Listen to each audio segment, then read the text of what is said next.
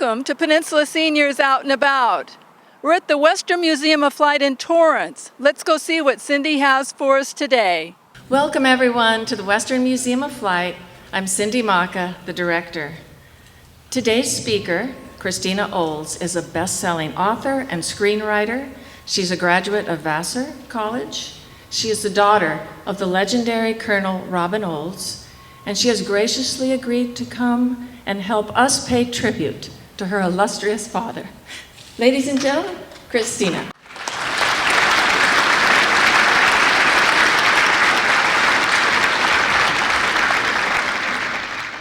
Well, greetings everyone. What an honor to be here. I was very excited to be invited, knowing that my dad trained here. And I'm a California girl, and my daughter lives up in Los Angeles, so it's always a real delight for me to speak to people in California. So much aviation history was created here and still is being created here, so thank you. What I'm going to do today is tell you the story of a boy who loved to fly. He always was the boy who loved to fly, even till his last days. And most of you who fly, or who flew, were influenced by somebody in your life to become a pilot, whether a parent, a brother, an uncle, a friend. And my father was no exception to that. His great influence was his father, Robert Olds. Robert got his pilot license in 1916 in Newport News in a Jenny, and he immediately went over to the front. He was actually in Issoudun in France and became an instructor pilot, and he was training all the pilots that came over to fly with that group. There's Robert seated in the middle on the ground right after his flying lessons, and the young man who went off to war. Right after the war, he came back and served in the War Office in Washington, D.C., and who his immediate boss was Billy Mitchell. And Robert was by Billy Mitchell's side the whole time during the trial. There are photographs of them together. And of course, Robert absorbed Billy Mitchell's message of trying to get air power to be accepted by our government in those days, when the Navy and the Army were fighting against it and saying how ridiculous it was. So right after he served in the War Office, he went over to Honolulu at Hickam Field, Pearl Harbor, at Luke Field actually, where my dad was born in 1922.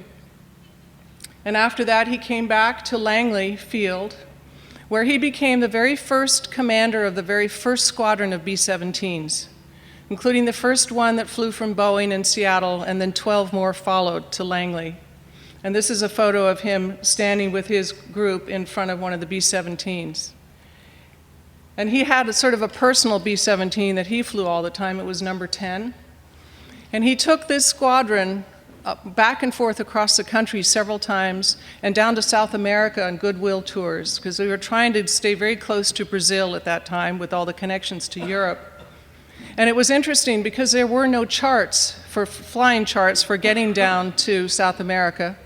So Robert took his young navigator, Curtis LeMay, up to New York. Yes, up to New York to the National Geographic office. So the National Geographic gave them maps of the Andes and maps of all of South America, and they basically flew with those maps. Here he is leading a group over New York City. This was late 1937 during the World Fair there. And also during that time, remember Sunday comics? I sure loved them. They don't exist anymore, but lots of stories were written about Robert, and when you look at this closely, the author of this is Captain Eddie Rickenbacker. My dad grew up around some very amazing people in their house at Langley all the time. And also Hollywood got hold of the fact that this new B-17 was going to be the long-range bomber. And they came out and they asked Robert to bring his squadron across country and create a movie around it. And so he flew the entire squadron out here at March Field, and they filmed Test Pilot with Clark Gable, Myrna Loy, and Spencer Tracy. And Robert was the lead pilot and also the consultant on the movie. And here he is receiving a medal for his goodwill missions down to Brazil. And right after this, he was named Chief of the 2nd Air Force. Now, I'm going to back up just a little bit and say that Robert, I'm very proud of this fact that very few people know, was the very first person to say that women should fly these big airplanes. And he started a little group of women flyers headed by his assistant's wife, who was named Nancy Love.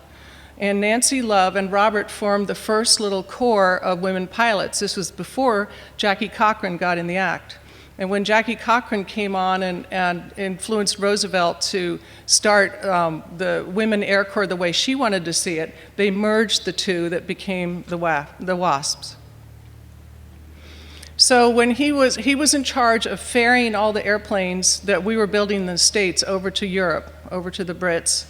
And he stayed head of that during the war, and then they advanced him to be chief of the 2nd Air Force. And he became a major general. And unfortunately, he had a massive heart attack and died at the age of 46 in 1943, a month before my dad graduated from West Point. Right after he died, a Liberty ship was named after him, the Major General Robert Olds, and it sailed in the South Pacific repairing the aircraft down there. And here is young Robin, who went to West Point after growing up at Langley Field, listening to airplanes take off and land all the time, watching his father fly, watching his father's friends fly, and sitting at the top of his stairs in his PJs at night listening to what was going on in the living room. Hap Arnold, Tui Spots, Elliot White Springs, Eddie Rickenbacker, that whole group was in the living room talking about flying and the importance of air power. And my dad grew up not ever thinking about anything but wanting to be a fighter pilot. But in order to be in charge of his career somewhat, he had to get a commission, so he went to West Point. He entered in the class of 1944, but they wanted to get the guys off to war, so the classes were shortened, the years were shortened into 3 years. So he actually graduated in 1943. But they never cut out anything in that time for the boys. They just compressed all the studies, all the athletics, all the military training, and of course, flight training for the boys who wanted to fly into those 3 years. During that time, my dad also became an All-American tackle for West Point football team. He's actually the only man who's in the Football Hall of Fame and the Aviation Hall of Fame. And there he is standing in the back, in the middle. I love the young man on the far left in that photo. It looks like the buttons are going to pop right off of his chest. The young man on the other end needs some work. I won't comment about the guy in the light suit. So during West Point, between his junior and senior year, he was also taking flying lessons up north and got his basic flying done there. And they told him, "You'll never fly in fighter planes, you're too big. You're going to fly in bombers." He would say, "Hell no. I'm going to fly fighters."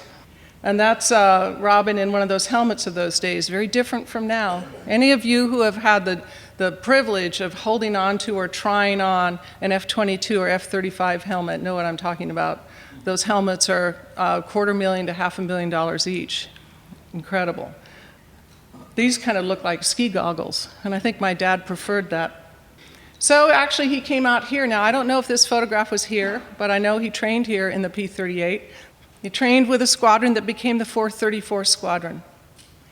And these young men trained together and then took a train across country, got in a ship in New York Harbor, and sailed across in early May to England. And they landed in Scotland and took a train down, all blacked out, down to Wattisham Airfield, where they flew the P-38s right away over Germany. And his job was to fly CAP, to help the bombers safely to fly over there. And he became the first ace of this group, the very first ace. So he flew 3 missions on D-Day, actually, which is pretty interesting. I'm headed over to Normandy in the middle of May for 2 weeks. And his job was to protect the boys that were landing on the beaches from the Luftwaffe coming up that day on D-Day. And his orders were, you just go and you parallel the beach and you watch. And you parallel the beach and you watch. And you protect the ships and you protect the boys landing. The Luftwaffe never came up that day. And my father told me that he regretted for the rest of his life that he didn't disobey orders that day, because they could all see the Germans clearly firing down on the kids landing on the beaches, and he thinks they could have saved at least 1,000 lives. So it haunted him a bit. And it was probably one of the first times that he thought, maybe sometime I should disobey orders. Set that in motion. So halfway through his time at Waldesham, Hub Zemke came up as their commander and brought up the Mustang. You'll see Cat on there. Actually, the full initials are Scat. Scat Davis was Robin's roommate at West Point, and he desperately wanted to fly, but he washed out because he was colorblind, and he was heartbroken. But Robin said, I'm going to take you flying with me for the rest of my career, don't worry. And he named every one of his aircraft Scat. From Scat 1, the first P-38, he actually flew in on missions, all the way up to Scat 27, which is the F-4 that sits in splendor at the Air Force Museum. So actually there are 8 flying P-38s left in the world, and one of them is flown by the Fagan Fighters World War II Museum up in Minnesota. It's a beautiful museum. And they have this P-38, and they asked me if they could rename it in Robin's honor. And it flies in air shows, and it's just spectacular. It's very emotional for me to be around that one, watching it fly. So there's Robin leaning on the wing of a Mustang. And that Mustang became his favorite airplane. He's on Scat 5 there. Now, during this time over in Europe, he scored actually 14 kills in the Mustang and 12 more on the ground. 14 kills overall, P-38 on Mustang. And there you see the full name, Scat. I have very few photos of him actually flying or on missions, and this is one that was taken from the cockpit of a B-17 he was accompanying. There he is sitting on the wing of Scat 7. This airplane still exists. It is owned, it went through several iterations, several owners, breaking down a few times, getting put back together, and got rebuilt in Idaho. And I'll tell you a story about that later on. But it is now owned by a Belgian industrialist. It's the only flying Mustang in Belgium, and I've actually flown in it. They changed it to a trainer, so they put a back seat in it, and what a thrill that was. There he is climbing into Scat, sitting in there.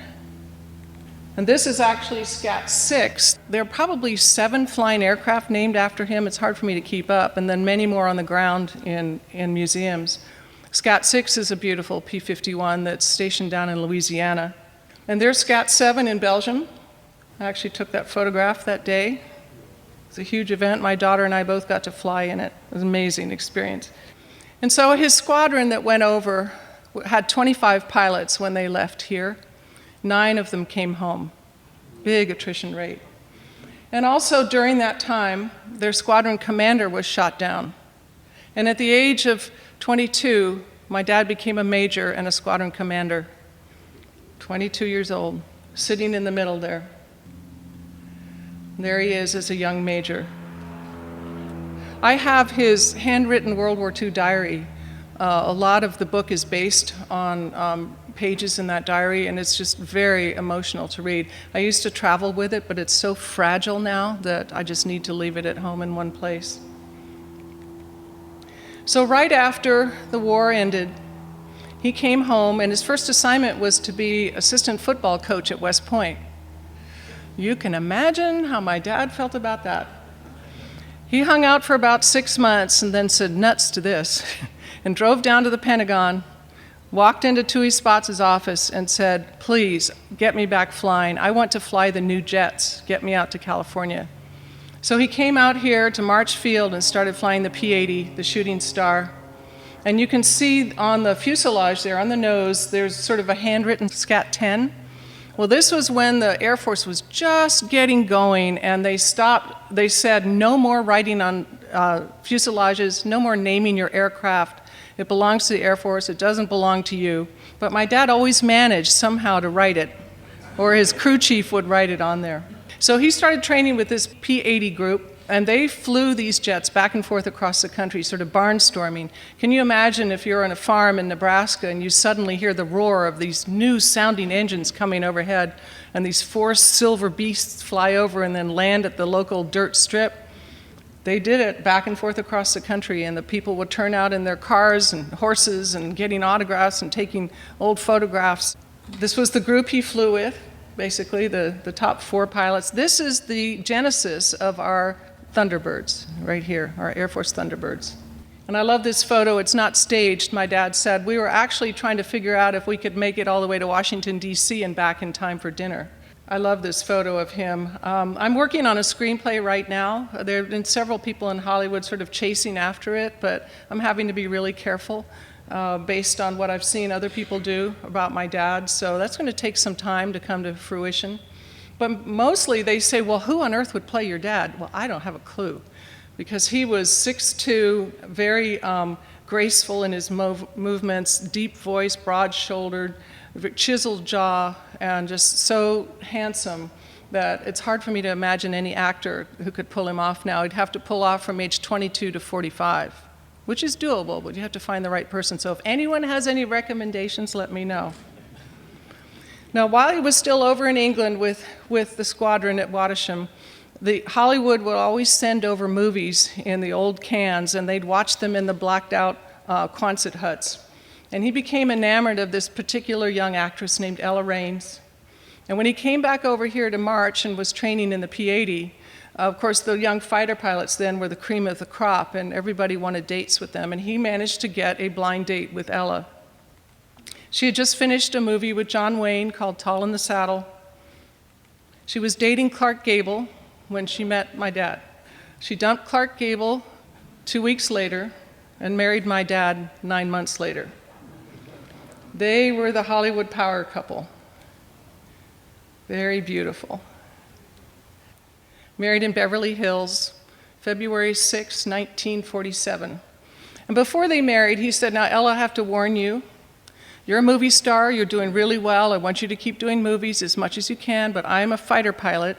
I am always going to be a fighter pilot. Nothing's going to make me stop.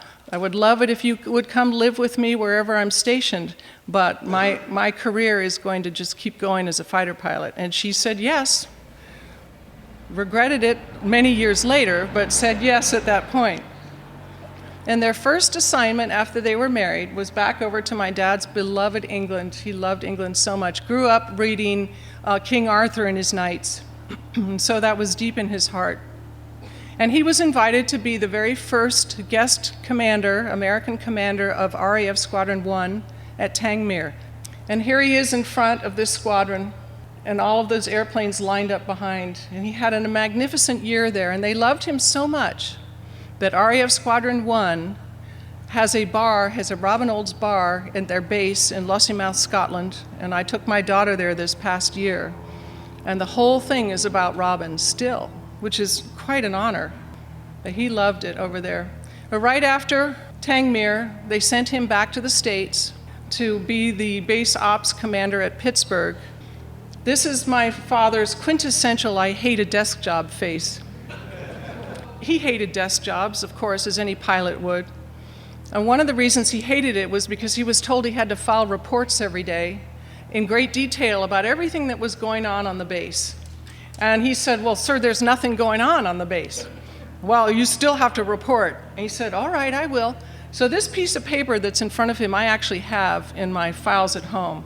And what he did was he filled pages and pages and pages of 04500, mouse ran across the floor. 0453, another mouse ran across the floor. 0500, time to find mouse traps. 0510, looking for mouse traps, should not have opened Tommy's drawer. 0515, set mouse traps. And he detailed every mouse that was killed, the size, the weight, the length, filled pages and pages, and of course got in great trouble for it. My father said, but I was only obeying orders. You told me to write reports about what was going on. Do you want me to stop? No. Write about more serious things. I will if there are any more serious things going on. So he was that was his sense of humor too, and his way of always kind of pushing the envelope or going beyond it. So during that time, we were living in New York City. That's me with the hair. Very sadly, my younger sister, Susan, died this past October. She dealt with breast cancer for 20 years, fought it valiantly, and finally got her. She had a good life, though. But back in those days, my mother suffered from that disease of women in the 50s that insisted on dressing their children just like themselves. And we had so many little outfits. We had party dresses, raincoats, riding outfits, blue jeans, cowboy hats that were identical matches of what our mother had. And my sister and I fought it valiantly once we figured out, that we were taller than she was when we were about 13, 14, but still we had to do it. And then we were all excited when we could go away to school because we didn't have to dress like our mother anymore, but we found to our great chagrin we had to dress like each other, so in uniforms. It was a standing joke our whole lives. So right after this assignment, he got sent back over to Europe. First assignment was in Germany at Landstuhl, and Mother was up in London at that time working on some films. And we went back and forth between Landstuhl and London. And then right after this, he was assigned to Wheelis Air Force Base down in Libya, creating the very first gunnery range out in the desert, which pilots ended up using for a couple of decades after. And here he is at Wheelis. Kind of my first memories are here. I have huge memories of the beach, and this is where my dad taught me how to swim by throwing me into the Mediterranean. First of all, on the beach, he showed me how to dog paddle. And he said, all right, you're going to go in and just start dog paddling. And he literally threw me off of a tide pool into the ocean. And I came up paddling to see my father had jumped in right in front of me and was holding out his hands, slowly backing up while I just paddled like little kids do until I got tired. And then he picked me up and he put me on his shoulders and he went marching up the beach saying, Chrissy can swim, Chrissy can swim. That's the kind of father he was, and that's also the kind of leader he was. I always felt safe with him. It was always an adventure, there was always challenges, but you always felt safe, which I think was really key to his leadership style later. All right, I don't know what he's doing here. Someday somebody's going to tell me what he was doing, but it was at Wheelis. It was something funny, that's all I'm sure. He started a car club there and had races. He had bought this Porsche up in Germany and had it shipped down. And they raced around the track out in the desert that he had made. He also started a football team, and there were scrimmages. Every 2 weeks, pilots would come down from Europe, and they'd scrimmage against each other in the desert. And then this happened. This is my father's drawing, expressing exactly how he felt about being sent to the Pentagon. Many of you in here can relate, I'm sure. So off he went. We went back to Washington, D.C. My sister and I settled into school. We were there for 5 years, so that was our longest stretch of time in one place. And Daddy disappeared into the basement of the Pentagon, way down the steps. He said he had to leave breadcrumbs to get in and out of that place. And also during this time, he was being groomed for Joint Chiefs of Staff as junior to them. But he was very unhappy during his time at the Pentagon and also during the War College at the end of this time. This was 1958 to the beginning of 63. And of course, the Cold War was going on. And my dad really hated the idea of nukes. He thought nuclear weapons was the stupidest idea anybody had ever come up with, because obviously everyone would have to have them. And I remember him really railing about that, even when I was, that age living there. He was just always shaking his head and on the phone and talking to friends. And it haunted him. And later on, it came back to haunt me, and I'll tell you about that in a minute. So we were at the Pentagon or in D.C. and at the Pentagon until early 63, when he was given the assignment to go back to England to be wing commander of the 81st Tactical Fighter Wing at Bentwaters Woodbridge are twin bases there. And of course, my sister and I were crazed because I was 11, she was 10, and the Beatles had just happened. Oh my gosh, for us to go over to England, we were complete Beatle maniacs in that day. So I barely knew what my dad was doing at the base, but everywhere we went, we were always saluted, so I figured out he was pretty important. During his time in the Pentagon, he did everything he could to get rid of the stress that was building up. He played squash every day down in the gym. He sailed on the Chesapeake as much as he could. He took every ounce of vacation time he was given. We went out to Wyoming to a friend's ranch in the summer, or back out to Idaho to ski at Sun Valley in the winter. So here he is, at Bentwaters, speaking to his troops in front of the F-101, the Voodoo. And he was an amazing commander during that time, and also gathered up some wonderful pilots who actually followed him over to Vietnam. During this time, he also ended up on the general's list to get his first star, but that would be the end of his career as far as he was concerned, because generals were not allowed to fly. They still aren't today, really. Could not fly, and so he said, I don't want a star, I don't want to get promoted, I'm not going to go back to the Pentagon. They were sending him back to be training for the Joint Chiefs of Staff. He said, send me to Vietnam, had just started. This was in '65. Send me to Vietnam. No, you're going to be a general. No, you can't do this. And he just thought, all right, I have to figure this out somehow. So he got hold of his 3 favorite pilots, and they, before an open house air show at the base, went off the coast of England in their 101s and started practicing aerobatic routines. Now, the Voodoo is not designed to be very aerobatic or very controllable in those situations, but these guys were the top of the top, and they figured it out. And that day, I remember clearly standing on the runway. All the people in the surrounding communities had come on the base to watch this air show. And it was a brilliant air show. They came in low, roaring across the runway. They came in inverted, 2 up, 2 down, across the runway. They came in from every direction, did a bomb burst, broke windows everywhere, cows fell over. It was great for us. Here's the F-101 cleverly disguised against the landscape in England. There are actually 6 in this photo. Can you find them? This was that day of that air show, that open house on base. And then what happened is, of course, the very next day, my dad was hauled down to his commanding general's office, down in, I believe it was High Wycombe. And that guy was so furious at him that he said, you are never going to be a general. And he ripped up his promotion papers in front of him. And he said, and you are such a disreputable young officer, we're just going to ship you off to Southeast Asia. And my dad said, yes, sir, thank you, sir. That's how he got to Vietnam. But he had to be punished. So for a year, they sent him to Shaw Air Force Base in South Carolina with the 9th Air Force. And he dutifully fulfilled that mission.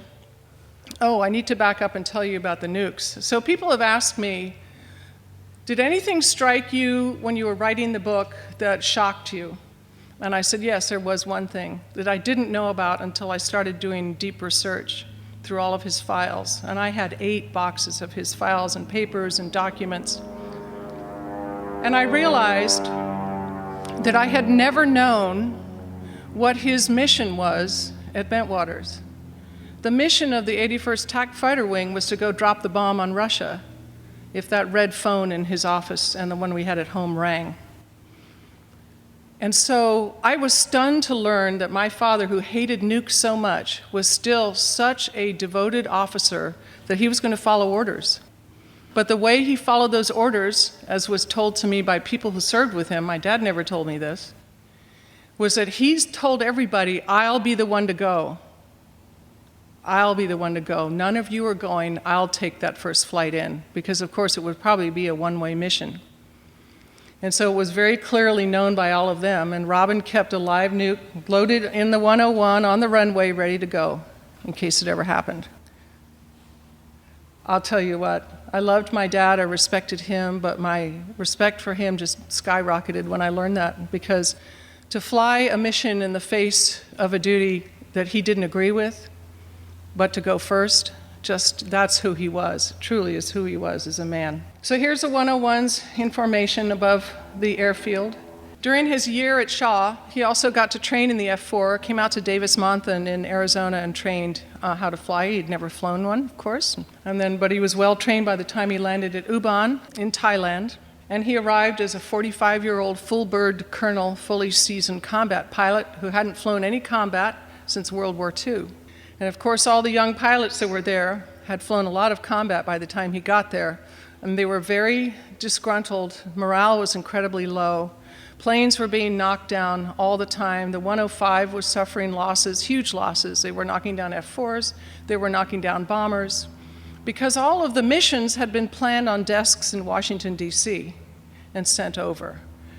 So my dad strode to the front of the room, his very first pilot briefing, and he stopped and he stared hard at everybody, which is one of his tricks that he used. And he very sternly said, "I am here to be your leader. I am not going to sit behind a desk," which the former one had. "I am here to lead you, and I'm going to fly over Route Pack 6, and I'm going to lead you there, so you better teach me well, because I'm going to be leading you in 3 weeks." And one voice halfway in the back of this slumped over pilot said, "Yeah, right." And my dad looked at him and said, "And you are going to be my wingman." That was J.B. Stone, who ended up being his wingman and is my good friend to this day. So my dad quickly figured out that there was tremendous unhappiness with all the bases. All the wings were squabbling with each other. Communications were awful. The intel was inaccurate. The pilots weren't respecting each other. And so he decided this has got to change, and the way to do it would be to get them together. So he devised what was known as a tactics conference, the first one being in November at Ubon in 1966, and invited pilots from all of the wings all over Southeast Asia, and they flew in for 3 days, a 3-day weekend. The first day was all about maps and statistics and lectures and discussions and comparing data and intelligence. And then the next 2 days were all fun and games.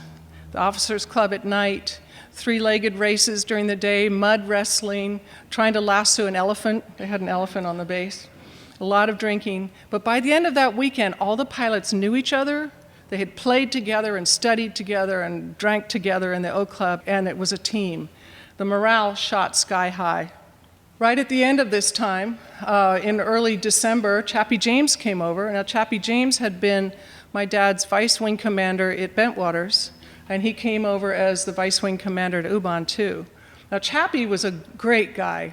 When we were at Bentwaters, he lived in the house across the street, and I grew up with his kids, riding bikes up and down the street. Was not known to be a great fighter pilot, but he was a great people person. And so the combination of the two of them, the fighter pilot and then the fighter pilot vice commander, who was also the great people person, kept that base together. And they gloriously called themselves Black Man and Robin, and became very famous that way. They would always introduce themselves, and to this day, when I travel around the world, people come up and say, "Did you know Chappie James, Black Man and Robin?" I said, "Yes, I do. I know his son Danny really well." Great guy. And they were friends to the end of Chappie's life, and actually my dad visited him in the hospital a week before he died in Colorado Springs. So during that time, too, they were really noticing the losses were still going on of the aircraft as they were flying these missions designed in Washington, D.C. that was predictable every day, the same time. The same group would take off and fly over North Vietnam. Of course, their SAMs are just waiting for them, and the MiGs were just waiting to go up after them. And so my dad and J.B. Stone put their heads together and said, "We have to do something about this." And they came up with a Trojan horse plan called Operation Bolo. And that plan was to design the F-4s, and the MiGs wouldn't come up. If the F-4s came up, the MiGs would disappear. They would design the F-4s as if they were 105s and fly that same routine in the same formation, the same call signs, the radar configuration was exactly the same to fool them. And this was a very secret planning that went on for 2 weeks. And here he is talking to chiefs from all over Southeast Asia. And they're assigning air refueling forces that were going to pick them up in Laos, because the guys, if they got in trouble, were supposed to bail out or crash in Laos. And it went off on January 2nd, 1967. Bolo took off in 4 flights of 4 F-4s, my dad leading the first flight. He got his first MiG that day, so did J.B. Stone, and they shot down 7 MiGs within 10 minutes. At that time, it was fully a third of the North Vietnamese Air Force. And this is right after they landed back at the base, climbing out of the cockpit that day, with all the guys waiting to greet them. There's J.B. Stone beside him,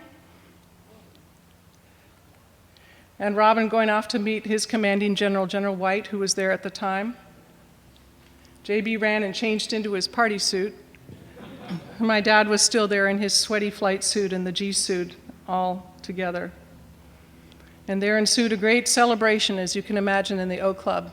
And a week later, the same group took off and shot down more MiGs. And so Operation Bolo became known, it still is known, as the greatest aerial combat mission in the Vietnam conflict. So in the middle of January, my dad was told by Washington, your head is on the block now. There's a bounty on your head, big bounty. If you get shot down over North Vietnam and they capture you, we're all in big trouble. They could torture information out of you. I just can imagine that trying to happen. So you're not allowed to fly anymore. You can fly now and then, but you may not lead any missions over North Vietnam. You may not lead. And so my dad said, okay, sir, yes, sir, I'll obey that.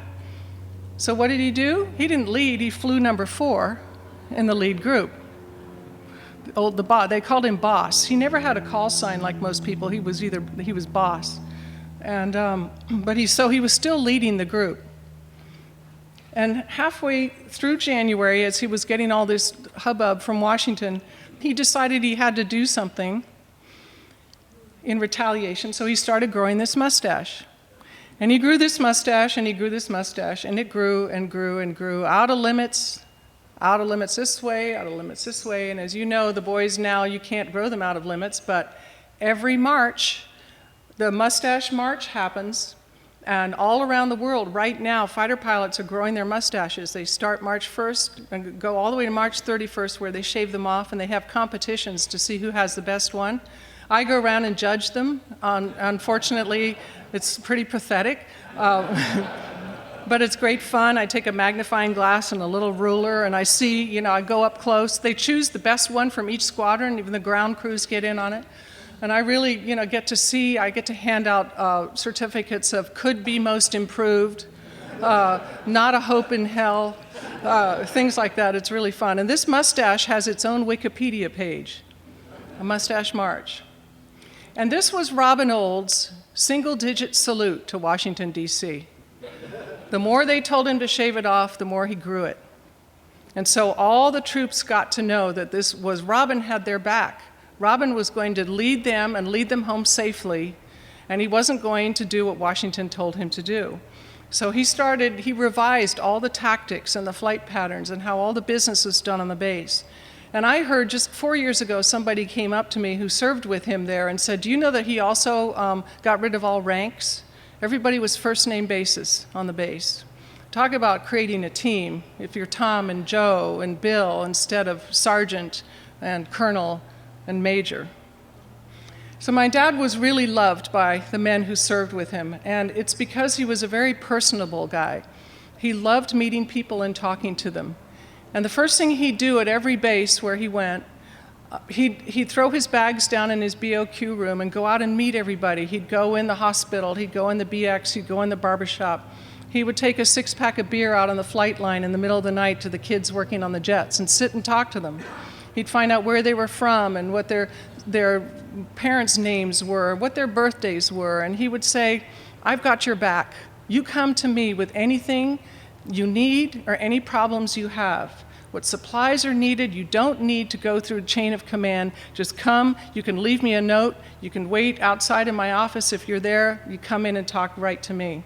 Imagine what kind of trust they would have in a leader like that. I wish we had that today, truly. Really personable people that would come up and really connect with each person. I think this was the magic, and it was how he was as a father and as a man. It was like this his whole life. This is the magic of being a good leader, and why he is so revered now. Why you guys are all sitting here is not only because he was a great fighter pilot, but because he's known as an amazing leader.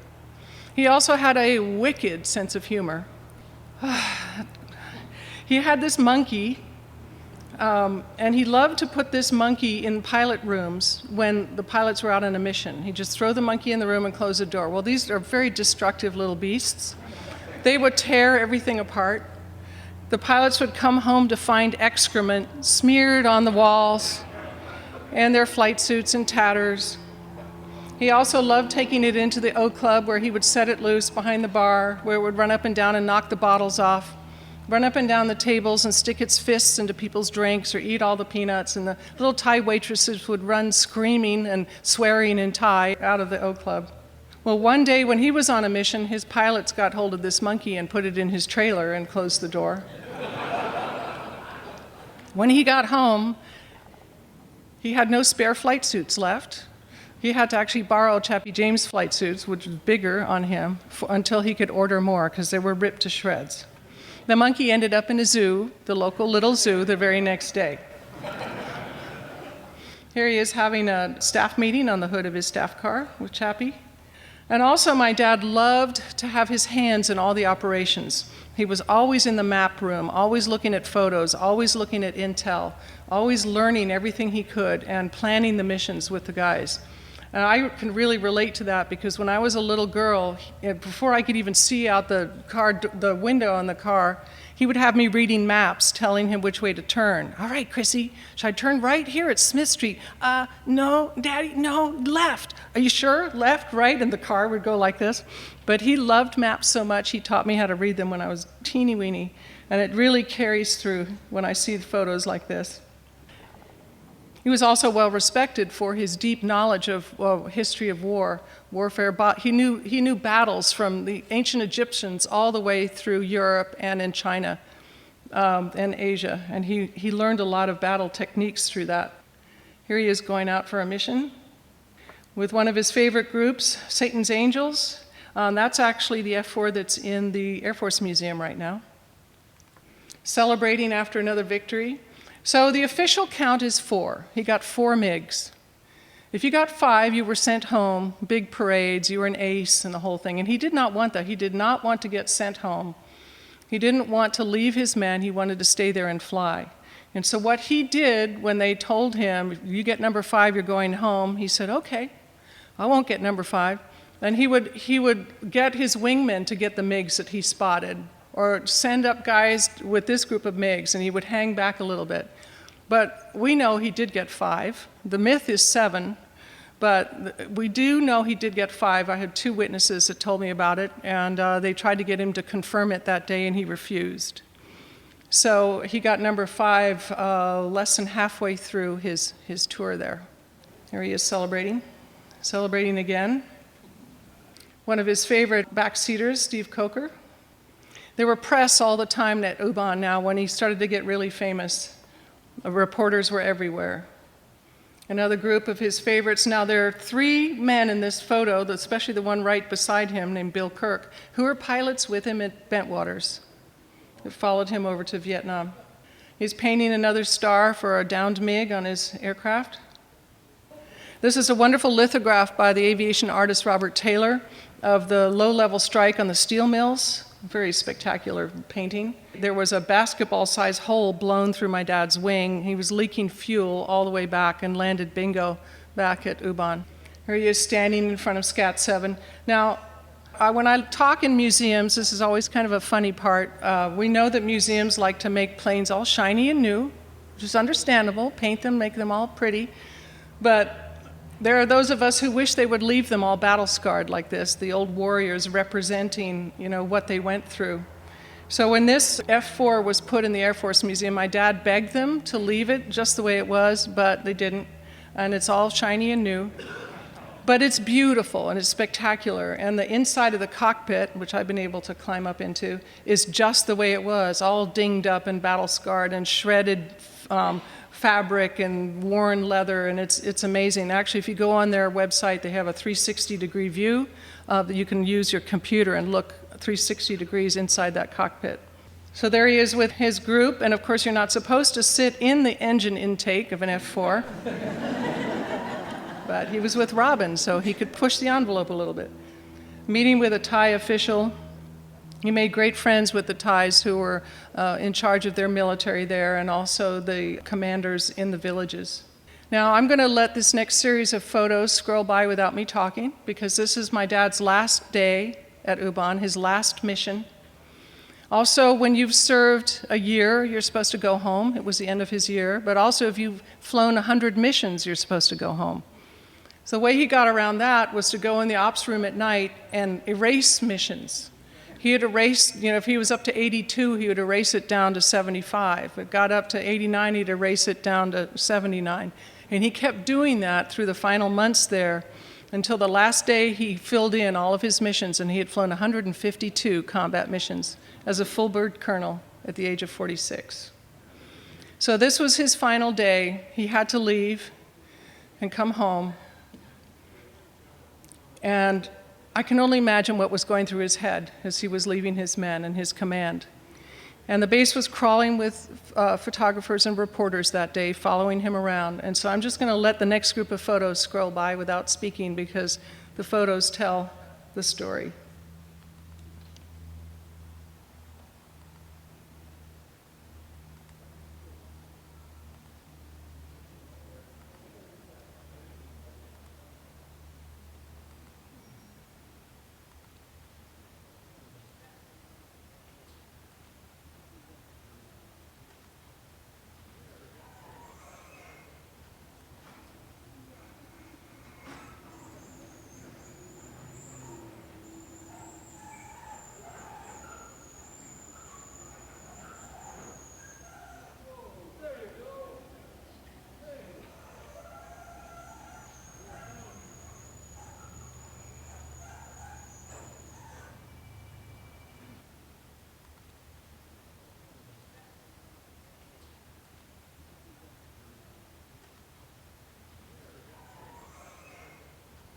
And this is the iconic photograph of Robin Olds that everyone knows and loves. He only had that mustache for a year, but it is the standout image of him. Right after this, when he was swarmed by reporters and they were finished, he was then swarmed by his guys, who picked him up and put him on their shoulders and carried him into the officers' club. My dad told me this was the proudest moment of his life, because it's his youngsters picking him up. It was the first and second lieutenants and the young captains. There wasn't a colonel in the bunch, or even an older major. It was all the youngsters. And my dad told me, he said, "Oh, honey, I just hope that nobody knew I was crying that day." There were tears streaking down my face. And young Bill Kirk, who is right behind the E in fighter pilot, told me, he said, "No, you don't understand. We were all crying. We were joyful and sad and exultant. And we had our commander on our shoulders, and we were just so full of pride that everybody was very emotional that day." And they carried him into the officers' club, where one whale of a party ensued. And that's my father doing the famous Robin Olds finger, which is either telling everyone to be quiet or he was about to tell a joke. And I wear his ring, the same ring. I had it sized down 2 sizes after he passed away. And right after that, he gave an amazing speech, a farewell speech, on the steps of the officers' club, waving goodbye. Took off for Hawaii. And I'm going to throw this into the story. This is actually the first time I've said this in a speech. Those of you in here who've heard me before will recognize that. My mother was having a really hard time during this time. She was so mad at him for continuing to be a fighter pilot that, and then she started losing movie jobs, one after the other, in the late 50s actually, and she started drinking. She became kind of a hopeless alcoholic and made my dad's life and ours really, really difficult. That's a whole book in itself. And while he was over in Vietnam, he had decided they needed to separate. And he was going to tell her. So when he landed in Hawaii after leaving Ubon on the way back to Washington, D.C., he called home to tell her, "Ella, I'm not coming home. I'm going to stay an extra month, and then I think we need to get divorced." He called the house, and I answered the phone. And he heard my voice, and I heard his. I said, "Daddy, Daddy, please come home. We need you. We need you. We need you home." It was because my sister and I were having a really terrible time with our mother. And he said, "All right, honey, I'll be right there." He hung up the phone, flew home. In those days, the mothers got the children no matter what, and my father was not going to let that happen to us. The night at home that he got home was very traumatic and emotional, and I spent a lot of time talking to him. I was 15 then. Had to grow up very quickly during that time. So anyway, he landed in D.C. and was hauled right into the president's office, where LBJ sat him down and started talking about everything. And LBJ said, "So, Colonel, tell me how you think it's going over there." And my dad said, "Sir, with all due respect to you as my commander-in-chief, get us the hell out of this goddamn war." And Johnson said, "Well, son, how do you expect me to do that?" And Robin said, "It's simple, just win it. We can win it right now." This was October of '67. "We can win it. What, you won't let us bomb the harbors, you won't let us bomb the airfields, you won't let us attack the supply chains, you won't let us win this war, and we could win it and get everyone home right now. This is ridiculous." And Johnson said, "Well, son, I can't do that. That would be an act of war." Remember that? Remember? Vietnam conflict was never declared an act of war. Here's another shot of him. Now, my dad said, with all due respect to Johnson, he listened to him, and he was polite with him and determined, but he was very diplomatic with him. He respected the thought that Johnson was listening to him, but he knew in no uncertain terms that nothing would change. Right after this cartoon appeared in newspapers all over the country of President Johnson holding his fainting official Vietnam line, and Robin Olds was smelling salts underneath the nose, saying, "It's simple, the way to end the war is to win it." He was sent right away to debrief the chiefs of staff. Here he is doing that, and it was at this meeting that General McConnell came up to him and said, "Shave it off." Put his finger under his nose, said, "Shave it off. You're going to the Air Force Academy as commandant. You have to be a good influence on these young cadets. You need to shave it off." So my dad said, "Okay, sir, I will." He walked over to the desk, opened a drawer, found scissors, and started cutting the mustache on top of the desk, right there in an office, and then left the Pentagon with this ragged mustache and then shaved the rest off. He shaved it off. He obeyed orders. He arrived at the Air Force Academy to find the cadets had painted 4 stars on his chair to signify the 4 MiGs he'd shot down, and knowing he would have to fly that desk for the next 4 years. My father was very unsure about coming in as a grizzled fighter pilot for these kids, but he also knew the Pentagon was doing this deliberately because they needed to turn out good fighter pilots, so they needed a combat leader to influence them. He threw himself into his job just the way he threw himself into jobs at all the bases. He went out into Jacks Valley, which is where the doolies train in the summer, the freshmen, before they even start the freshman year. And he did all the obstacle courses. He ran with a pack and combat boots in the hills, did all of the exercises, because he wanted to prove to those guys, if this old man can do this, you better well do it, and you can do it better than I do. He actually had a great time at the academy, and those 4 classes turned out some of our most outstanding officers and Fortune 500 CEOs now, too. Here he is with Chappie James, singing at a dining in for the class of 1969. Now, Chappie was in quite a high command at Davis-Monthan during this time, and he flew an F-4 up to meet Robin.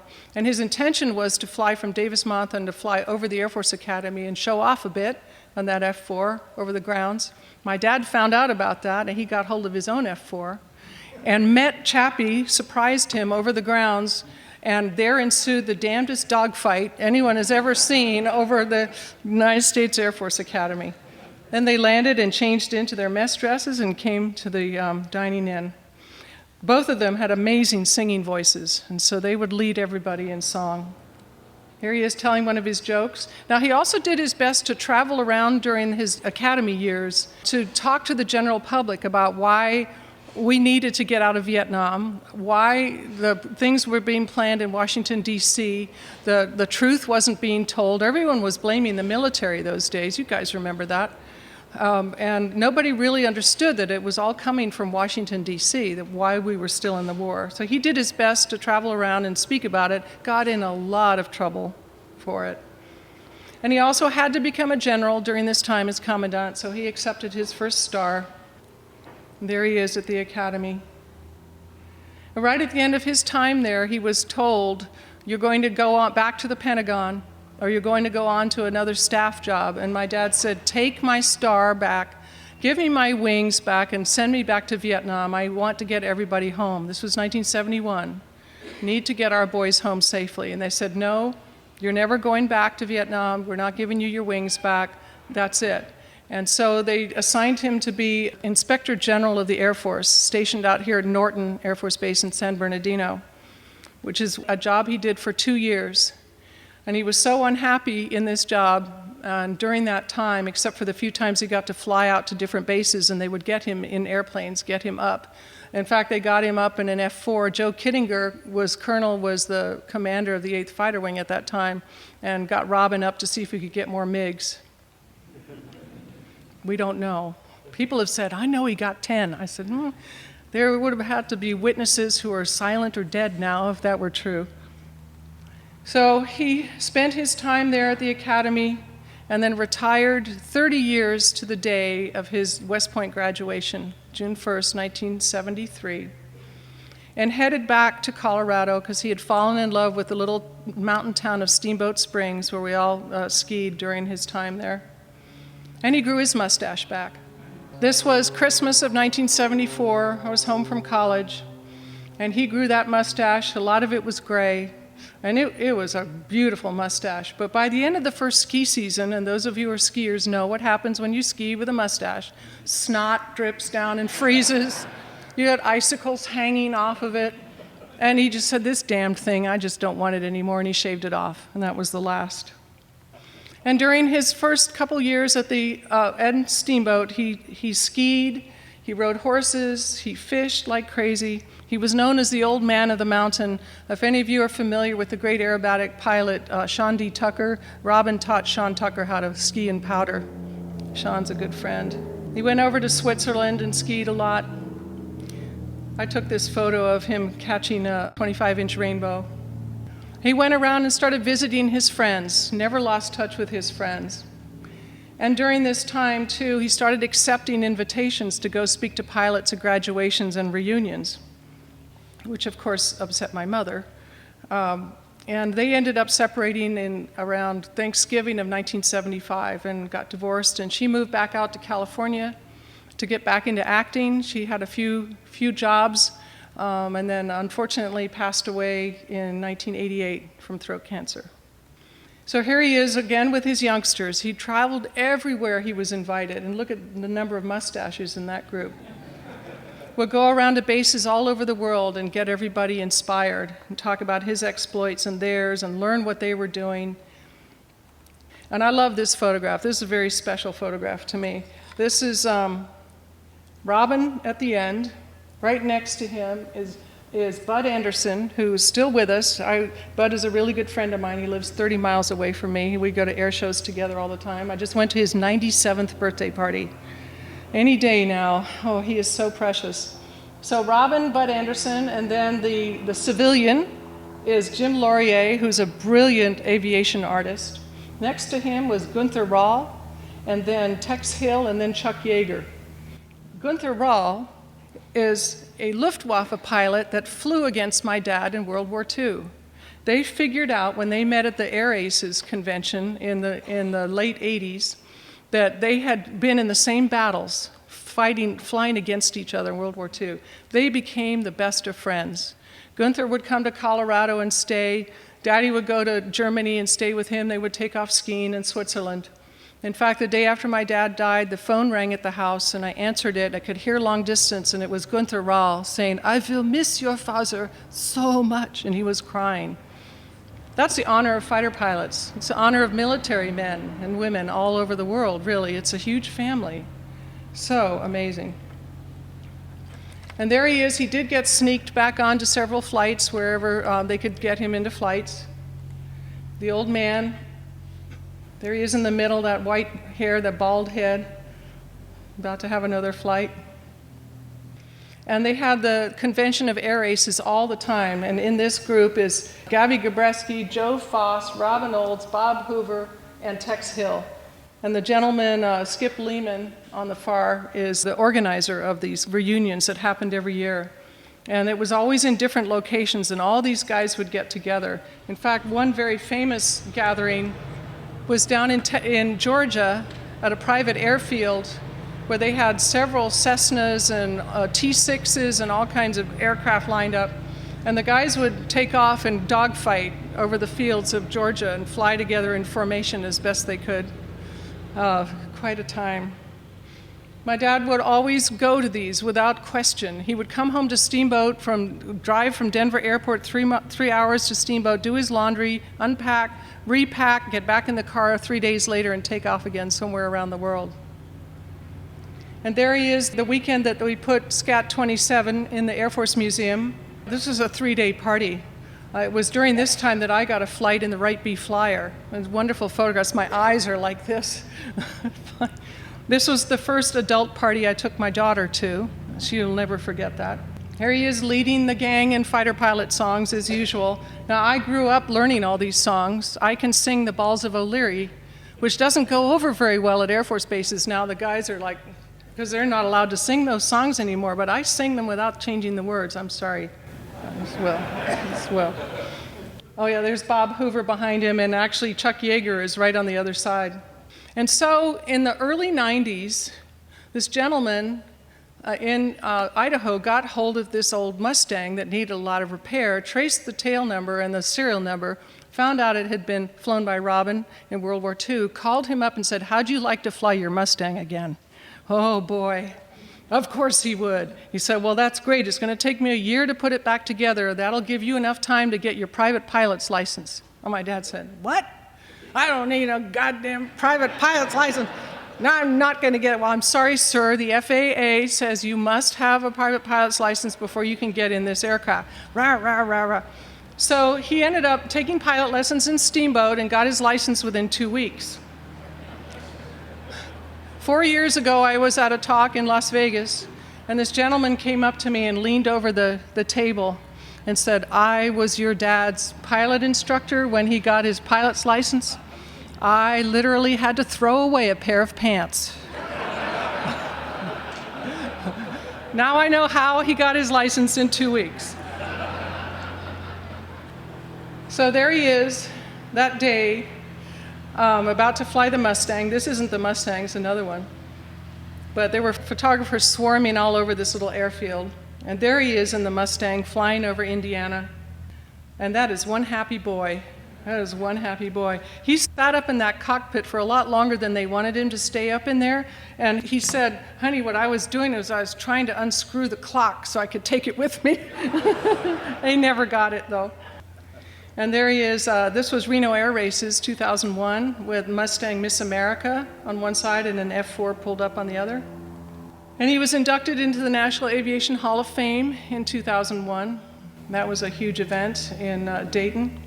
And here he is with General Robin, who's a general now, General Robin Rand, who was named after Robin before he was born. He was Robin. And he was one of the commanders at the 8th Fighter Wing over that's in Kunsan right now. And my dad went back to see his wing many, many times. It moved from Ubon up to South Korea in late 1970s. And was renamed the 8th Fighter Wing, not the 8th Tactical Fighter Wing. And he visited them every other year.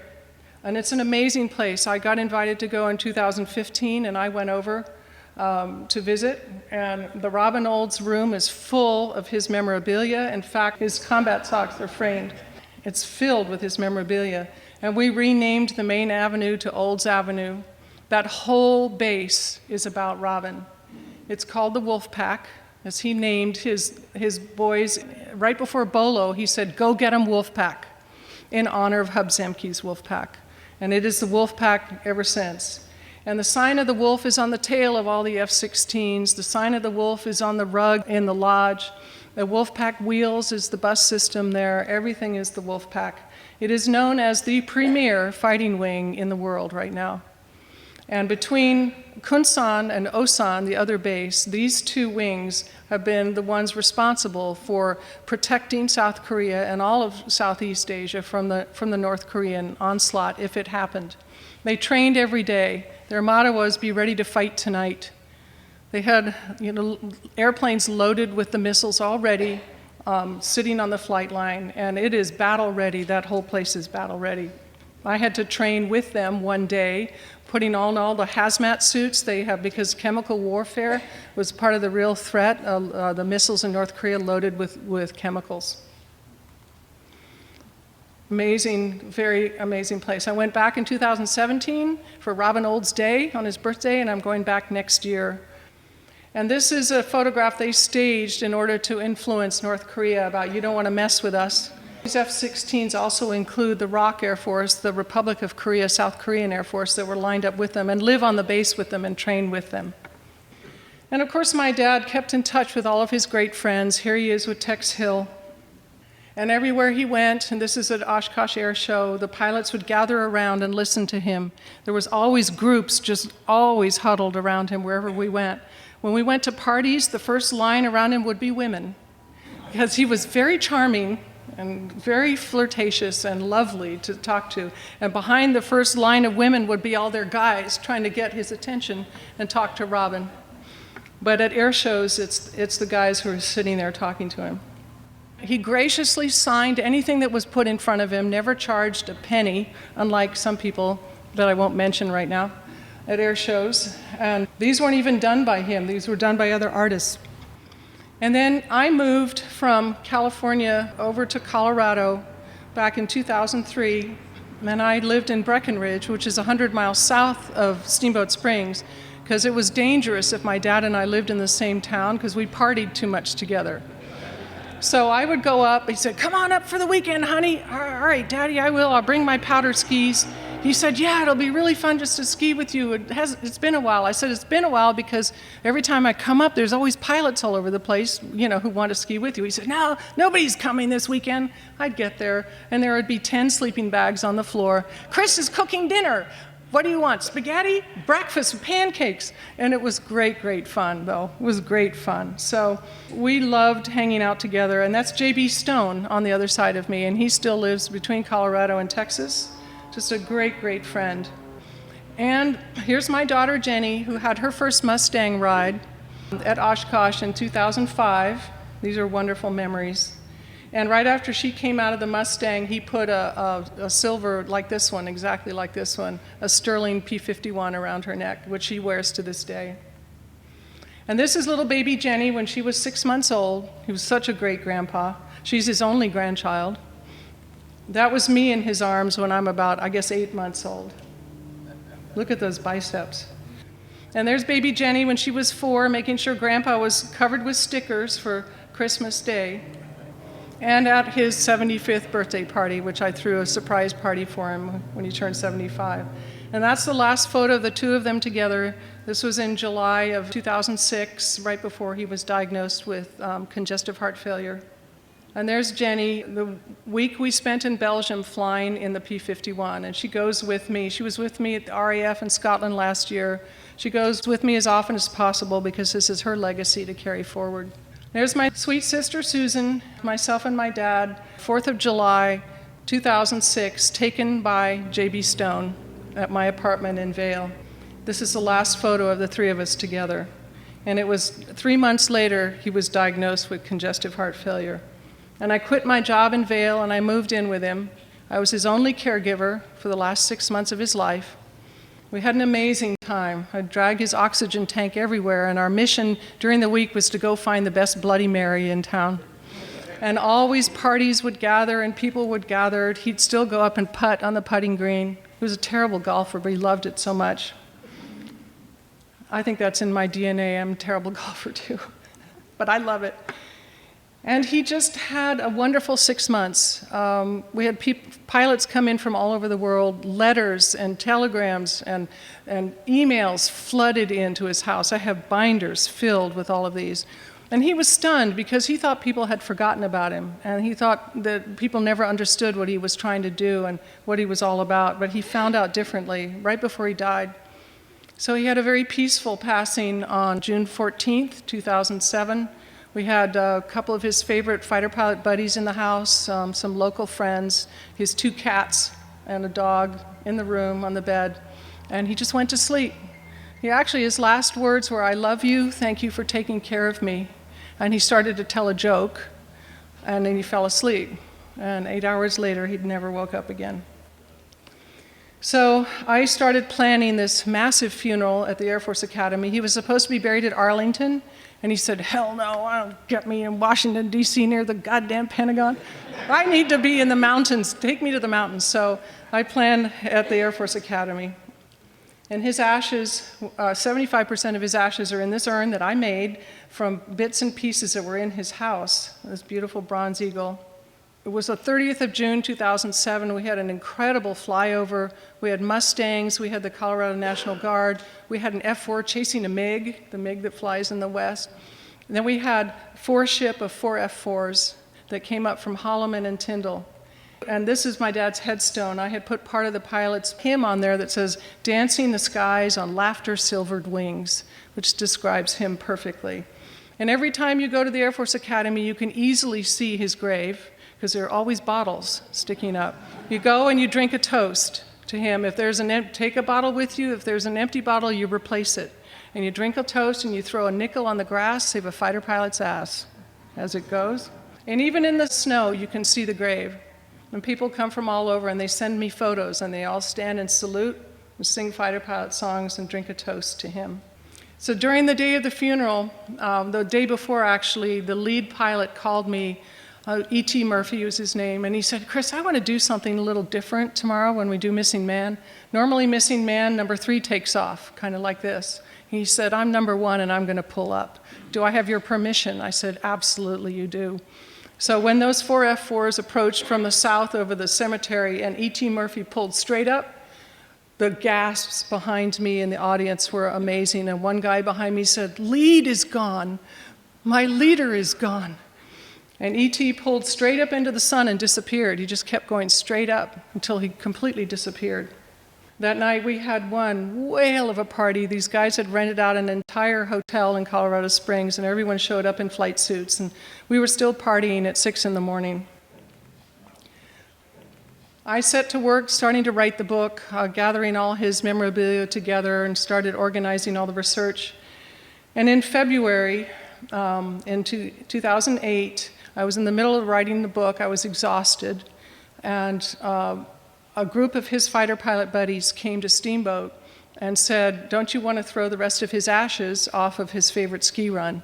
So this is that day, and I tromped out to the edge of the cliff and dumped his ashes out there. And when I turned around to come back up the hill, there were 80 pilots in ski gear standing like this, saluting. Whereupon we pulled out every manner of bottle of tequila, Jack Daniels, gin, rum. Everybody had bottles, and we drank Toast to Robin and sang fighter pilot songs and threw a nickel over the cliff. Now, 1,000 years from now, archaeologists are not going to be able to figure out why there are several thousand nickels off of this cliff. And ever since then, this whole group, it's called Aspinosi, and this group of his favorite ski buddies, come back to Steamboat, and they will bring the ashes of one of the members who's passed away, and we'll do a flyby, a Robin's flyby, and the relative or the designated friend will tromp out to the end and dump their ashes over this cliff. It goes on every year. Whew. Right after this, my best friend was in Europe, and she called me and said, "Chris, if you've got the miles, I've got the hotels, meet me in France." And I had never been to Normandy. And I knew that I really wanted to see Normandy. I had saved a quarter size of my dad's ashes that I was actually going to keep in a little plastic baggie, like a stamp collecting baggie. And my intention was to keep that with me for the rest of my life. But as soon as Judy said, "Come meet me, let's go to Normandy," I knew that I wanted to take the last little bit of his ashes back and pay tribute to him by putting his ashes at the American cemetery. Now, those of you who've been to this cemetery know what a shock it is when you walk around the corner and you see thousands and thousands and thousands of white crosses. Same thing happened to me. I thought, what was I thinking? Where was I going to put him? Was I thinking on top of someone's cross in the grass somewhere? And I thought, I can't do that. That's not where he belongs. And then I saw the trees over on the edge, and these trees line the edge of the cemetery, and then there's the cliff and the beach, one of the beaches. And I ran over to one of the trees, and this was the end of May, and it was a day, I'm told, it was very much like D-Day. It was blowing stink, it was rainy and cold, and I found this tree I could climb up into about 6-7 feet above the ground. I was hanging on for dear life, and there was a branch that's cupped to the trunk that had sort of a hole right in the branch where it met the trunk. And I was hanging on, and I reached into my back jeans pocket, and I pulled out this baggie, And I opened it with my teeth, and I put the last little bit of his ashes up in that tree.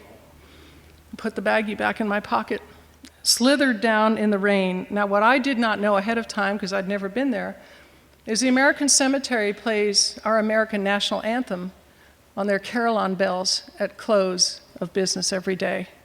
So 6 o'clock every day.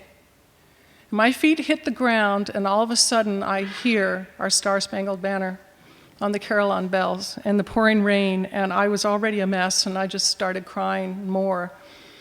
And I stood there, and a French groundskeeper came up in his covered golf cart and came up and stopped in front of me and then jumped out and in his broken English said, "Madame, do you have a relative here?" And in my broken French, I said, "No, mon père was an aviator, flew over." This guy threw himself down in the wet sidewalk in front of me, reached up and held both my hands and said, "Thank you. We never forget. We never forget." Oh my gosh. He put me in the cart and took me back out to the parking lot where I fell into my best friend's arms and cried my eyes out. And that night, we drank a lot of wine. You don't need any excuses to drink wine in France, but that night was a celebration and a sadness and a revelation, and it was just so emotional. The very next day, we had planned to go to Mont Saint-Michel, a place I knew my dad loved and always spoke about. And as you know, you park outside on the mainland and you walk across this isthmus to get to Mont Saint-Michel. And it was a very windy day, blowing from west to east that day. It wasn't rainy, it was just, scudding clouds, but very windy. And we started walking across this roadway, and I became aware of my shoelace becoming untied. And I grabbed my friend and said, "Hang on, I have to tie my shoe." And I stopped, and I put my foot up on the low stone wall that was there then, and I started tying my shoe. And as I started tying my shoe, out of the corner of my eye, I became aware of this little plastic baggie coming out of my pocket. And it was no, because there was still a dusting of ashes in there, and I wanted to take that home. And I was yelling, "No, no," and I reached for it, and I missed it by about an inch. And I was yelling, "No, no," and Judy said, "No, look, watch, look, Chris." And we stood there on that roadway and watched as the last little bit of my dad's ashes took off across the beaches of Normandy in the wind. And we watched it until it disappeared. And I knew exactly who was in charge of that flight, that last flight. And so I came home, I finished working on the book. It came out in 2010. My life has changed since then because I get to do this. This was never part of my life before. And I have found that I have this family all over the world of you guys and the people, the youngsters who are flying now. And I cannot tell you what it's like for me to stand up in front of 100 young fighter pilots who are flying the F-22 and the F-16 and the F-15E Strike Eagle and the F-35, some of them just back from combat. And they stand there, and I tell this story, and I see the tears in their eyes, just like yours. And what that tells me is his legacy is still going on. His inspirational leadership style, his joie de vivre, his laughter, his joy, his playfulness, his intense intelligence is still going on and inspiring our fighter pilots around the world today. And because I've seen so many of them, and I've met so many of them and spent time, I want you all to know we are in good hands. Our young military, the people who are serving, are fine, fine people. We are in very good hands if we ever get in trouble again. But they are out there making sure that we don't. So have faith. Welcome them home when they come home. So I want to thank all of you for listening to me today and to this story. I love my dad with all my heart. And that's why I can do this, because he was an amazing father, the same as he was a fighter pilot. He was the real deal. Thank you so much.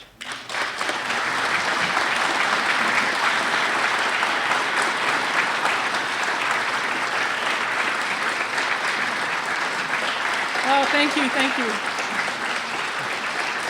Thank you, thank you. Thank you. Wow.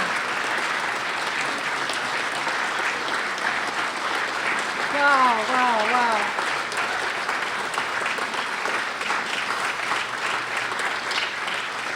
Thank you. My goodness. Okay. Does anybody have questions? So right after World War II, my dad went over to Tui Spot's office in Paris, where Tui gave him advice that would last a lifetime about the personality types that he'd run into. The Me Tours, the Me Firsters, the Deadwood, and the Dedicated. And all of the people he would serve with in the military would fall into one of those 4 categories. It was very helpful advice that aided him in making decisions through the rest of his career. His brother, younger brother Stephen, also went to West Point, but Stephen got ill during their time there and had to drop out, I think at the beginning of his senior year. And he passed away when he was 56 years old, of course, many years later. He has 2 half-brothers, Fred and Dusty. My grandfather, my father's mother died when Robin was 4. And my grandfather remarried 3 times. Quite a charming man, I'm told, just like my dad. And so Robin grew up under the care of Robert's, his father's sisters, and the various women that were in his life at that time. So I don't know, the question was asked, what about my grandfather? What was he like? I'm actually working on a biography about him now. I've heard he was an astonishingly amazing leader. He's written about in many books. When he was at the Air Corps Tactical School at Langley, he was the influencer and the instructor for many famous people, including Curtis LeMay, and also, the name's going to escape me, Claire Chenault was in that group.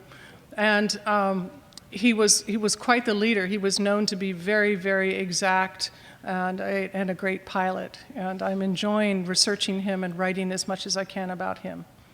The question was, what was Robin's experience during the Korean War? I'm very glad you asked that. He never went to Korea, as most people think he should have gone. And he spent when he was at Pittsburgh and Korea was going on, his squadron commander said, "You're not going to Korea because I'm not getting sent. There's no way you're going to go if I don't get to go." And so my dad kind of blamed his squadron commander for the rest of his life for not getting to go to Korea. But he found out about 10 years before he passed away that wasn't why he didn't go to Korea. It would actually been my mother. My mother, who was filming that TV show in New York City, the TV show producer was Lawrence Rockefeller, who was a very close friend of the family. And Ella went to Lawrence and said, "I will not be in your TV show if my husband gets sent to war in Korea." So Lawrence put pressure on the Pentagon, and he pulled Robin's papers, and he never got to go to Korea. But actually that's okay, because he wouldn't have gone to Vietnam. Very likely he would not have gone on to Vietnam if he had gone to Korea. So that's what happened with Korea. So the question was my dad an artist? Absolutely. I have 300 of his original drawings. He started drawing as a child, drew all the way to the end of his life.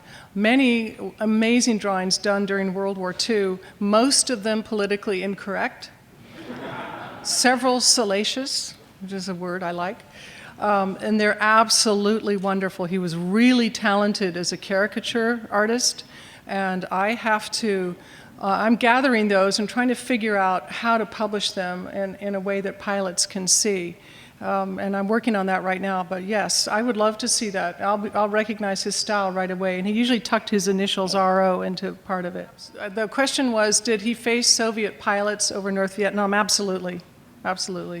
In fact, I don't know that much about it, but I'm learning that most of the MiG pilots were actually Russian pilots. The question was, how did my dad deal with the fact that he maybe should have passed on his experience back at the Pentagon? The point was that he thought of himself as a combat leader more than anything. And he wasn't somebody who could pass on experience across a desk. Yes, he could show photographs and maps and describe tactics, but that could be done by anybody. What couldn't be done by anybody was the actual hands-on leadership out in the field. The aircraft is speaking back and forth through the crackling radios as you're flying over North Vietnam. He just really felt that his place was in the cockpit. He actually never thought of himself as not a diplomat. He never thought of himself as belonging in Washington, D.C. And in fact, when we moved to Steamboat Springs, they chased him for quite a while to be part of the city council. People were putting the pressure on him. Oh, we need you in the city council. All right, I'll check it out. And he told me that he went down to one meeting, and about 30 minutes into it, he stood up, slammed his hands on the desk and said, "This is total horse shit," and walked out. So he was not a politician, and he didn't want to be a politician. He didn't want to do that at all. But I also know that many of the young pilots that he influenced during Vietnam became great leaders afterwards, and they went back to the Pentagon, and they went on to high commands, several four-star generals, and people who were just think the world of him, translated what he meant as a leader and took his idea and his intelligence back into the field where he didn't want to. Well, the question was, what was the wing commander like before my dad got there to Ubon? And actually it was typical of most wing commanders. They took their jobs seriously as being in command of the wing, which often went with, you sit behind the desk, you receive people in the office, you have meetings all the time to keep the base and the wing running. And so he just thought that he needed to fly and lead the guys. And when he got there, the wing commander who he replaced had only flown 3 missions. So of course the pilots weren't even believing that this new older guy was going to lead them anywhere, and so it was quite a shock to them. Oh, the question was, with all the combat missions he flew, over 250, did he ever feel his number was going to come up, which I assume you mean by was he afraid of getting shot down? Those of you in here who are fighter pilots know that you live in a very immediate zone when you're flying. You don't think about dying. You don't think about, oh, that SAM up there might get me. It's a very immediate reaction to what's going on around you. And if a SAM comes up, you try to avoid it. If a MiG comes up to be shot, you try to get it. There isn't a thought that runs through most pilots' minds, as far as the ones I've met and have spoken to, that really thinks about, oh my gosh, I'm going to buy the farm right now. Now, of course, that thought might be going through their heads if they're damaged, and they've got to get that aircraft back in a safe place where they can bail out. I do know my dad when his cockpit blew out in the P-38 because of compressibility thing when he was flying back from Germany over back to England, that he looked at the channel and thought, damn, that's awfully cold. I don't want to land in that. Most of the thought he thought is, I got to get home, there's a beer waiting for me in the O Club. And there's another interesting story that kind of dovetails off of that, and people ask me, was your dad ever afraid? And I can say no to that because, as I said, he was very immediate, and his diary is filled with descriptions of the missions every day. But he did have a big learning about what courage was. And there was one youngster in his squadron in the 434th that was always crying at night in his sleep and thrashing and having nightmares. And he would cry a lot during the day, but he would go up and fly. And my dad said, you know what, I learned that is true courage. If you're afraid and you do it anyway, and you work through the fear and use the fear as energy to get the job done. Well, unfortunately, that young guy did go down and died. But it was a big learning experience for my dad to see what real courage was, and you can't have any ego or bravado attached to how you feel you're courageous and heroic. It's just not the way he operated. Did my dad ever talk about, when he was at Wadasham and other bases too, about interacting with the crew chiefs and the ground crews that were supporting him? Yes, he did talk about it all the time. He loved his ground crews. And I don't have a memory of a specific about Wadasham. I just know that he loved Wadasham. He loved the Brits so much. He spent as much time as he could. He was always in the NCO or the enlisted club buying beers for everybody. And he just valued his ground crews so much. And it's one of the reasons why he named his aircraft, gave them names, so that the ground crews would know and realize that's my plane coming back. And when that plane comes back, they want to see the soot from the bullets being fired along the fuselage, and they want to see the oil trailing out. They want to see that their aircraft was in combat. And so my dad did that for the ground crews so that they would have some feeling of pride and ownership of these aircraft that they so brilliantly and exhaustingly kept maintained for the flight crews. The question was, how was I able to assemble all the materials? That was a really good question, because a week before my dad passed away, when he said, "Oh, honey, I'm so mad at myself for not getting that damn book written," he kept writing little notes here and there, bits of paper flying all over the place. I said, "Daddy, I've always known I'd end up writing your book. For 15 years I'd have to do it." And he said, "I'm so sorry, I've left you a mess." I said, "I know, it's okay, don't worry about it, I'll figure it out." Well, it was a mess. When I started cleaning out his house, there were boxes filled with paper just piled, file cabinets, trunks down in the garage filled with paper and documents, and old file folders filled with his assignments, old magazines filled with his interviews. It was a complete, utter mess. Nothing was in order. Nothing was titled, named, dated. So what I did was I got a huge open top, one of those boxes that you can put the files in that stand open.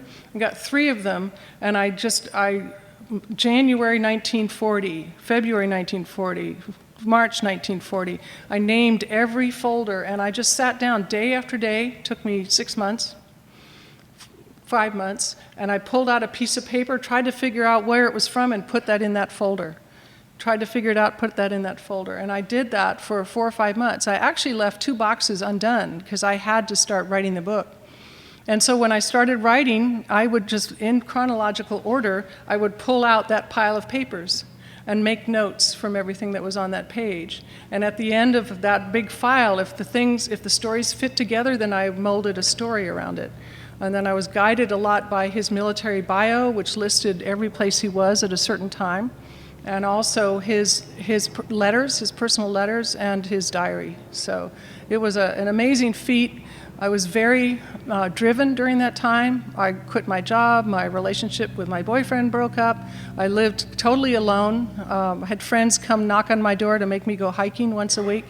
But it was a labor of love for a year and 2 months until I pressed send on the manuscript. And that last chapter in the book I'm very proud of, because people who haven't read the book yet, please don't skip to the end. It's a little gem.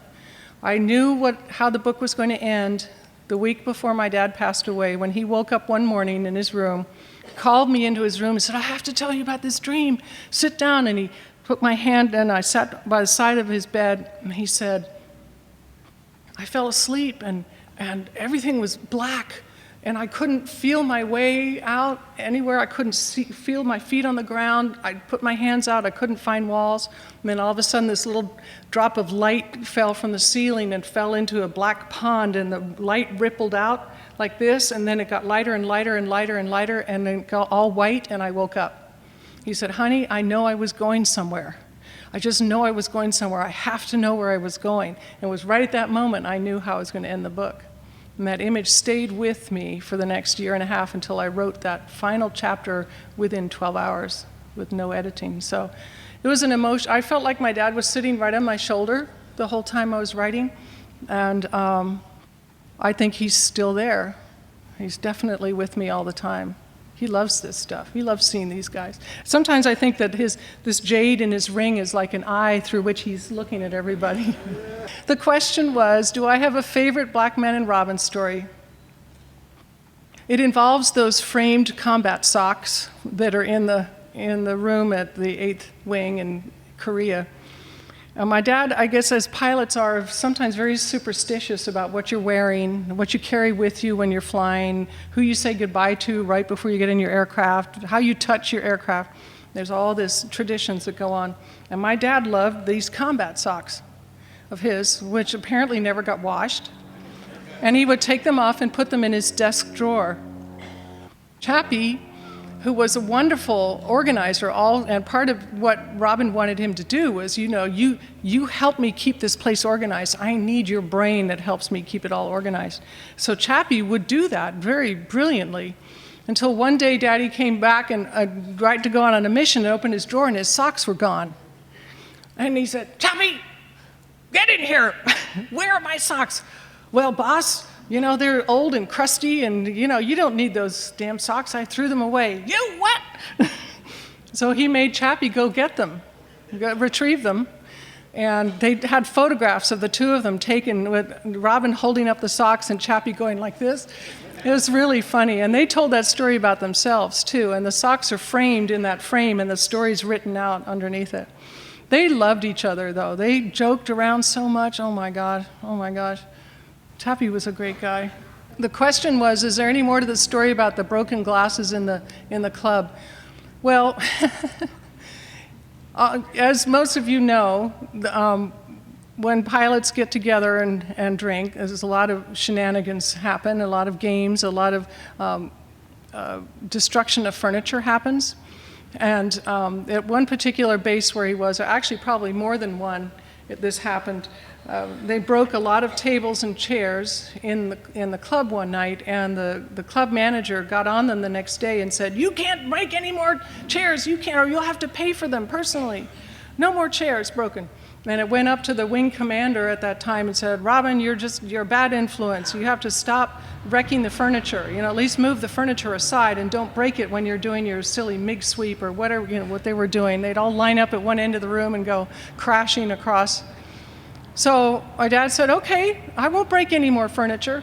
But the next day they broke all the glasses in the place by throwing them. I could probably say more, but I don't think I will. I will say that when I was taking care of him, I was taking care of his bills and his personal business, and we kept getting this bill month after month from Lowry Air Force Base that hadn't shut down yet in Denver. And I said, "Daddy, what is this $600 bill from the officers club at Lowry?" "Oh, don't pay any attention to that. That's not important. I don't need to pay that." And it would come the next month. No interest or anything, but definitely saying, "We need you to pay this bill." "Come on, Daddy, what is this bill?" He said, "Oh, God damn it. You don't have to pay it. It's not that big a deal." He said, "We were all partying that night, and they kicked us out of the club, out of the bar, and we had to go outside to keep partying, but it was cold out there, so we just got some of the furniture in the lobby and burned it on the lawn." And so the bill was for the burned furniture. Don't do this at home. When I tell this story, stories like that to young fighter pilots, you can see their eyes light up. And I just tell them, no. The question was, who took most of these pictures? Most of them are taken by different people all over the place. And most of the ones that I can show in the military were released. They're official Air Force photographs that are in the archive in the Pentagon and also at the museum in Dayton. So, and like in the book, you'll see every photo is credited. But of course, taken by friends, taken by other pilots. I took several. There's, different ones. The question was, all the documents that I have of my dad, have there been requests for them to go into other facilities? Absolutely. And I have actually resisted quite a bit of it. I haven't donated any of his documents. One of the interesting things I found out when I'm working on my grandfather's biography is that he donated all of his grandfather's papers to the library at the Air Force Academy, which I didn't know, because I was 16 at the time. I didn't know where they were. I was surprised there wasn't more of my grandfather's documents, and they're at the Air Force Academy. Now, there are a few documents at the Air Force Museum. I still have several at home. I have to make decisions about that, because part of what I want is I want these documents to be available to the public if they want to look at them or hold them or research from them. If they go into the Air Force Museum, no one will ever see them again. In fact, I made the great mistake, it's one of the few regrets of my life, of instead of loaning my dad's medals to the Air Force Museum, I donated them. And he had them in a beautiful frame, a blue velvet frame, backing just all in order, and I donated them along with several other pieces of his memorabilia that are in a beautiful exhibit at the museum. It's a stunning exhibit. The last time I visited last year, I noticed the medals were not in the exhibit case. I said, "Where are his medals?" "Oh, those are too precious to put out. They're in the archives." I said, "What are you talking about?"